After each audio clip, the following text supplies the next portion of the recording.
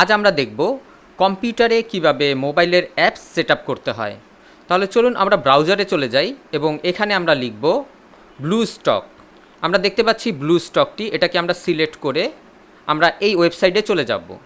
এবার এখানে আমরা দেখতে পাচ্ছি ব্লুস্টক 5। আমরা যদি ব্লুস্টক 5 সেটআপ করতে চাই তাহলে এখানে ডাউনলোড ক্লিক করলেই হবে। আর আমরা যদি অন্য ভার্সনের ব্লুস্টক সেটআপ করতে চাই এখানে আমরা দেখতে পাচ্ছি সি অল ভার্সন, আমরা এখানে ক্লিক করব। এখানে ক্লিক করার সাথে সাথে আমরা দেখতে পাচ্ছি এখানে ব্লুস্টক 5 আছে এবং একটু স্ক্রল করে নিচে যাব।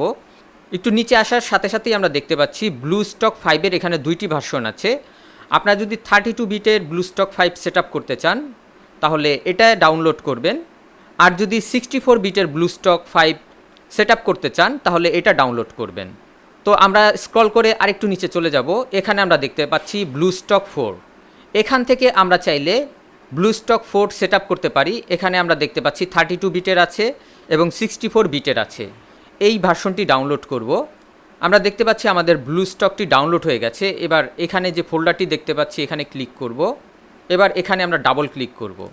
এবার ইনস্টল করার জন্য এই ইনস্টল নাওতে ক্লিক করব। আমরা দেখতে পাচ্ছি আমাদের ব্লুস্টক ডাউনলোডিং এবং ইনস্টল হওয়া শুরু হয়ে গেছে। এবার আমরা দেখতে পাচ্ছি আমাদের ব্লুস্টক অ্যাপসটি ইনস্টল হয়ে ওপেন হয়ে গেছে। পাবজি, ফ্রি ফায়ারের মতো যে কোনো গেমস আমরা প্লে স্টোর বা এই গেম সেন্টার থেকে নামিয়ে আমরা গেম খেলতে পারবো।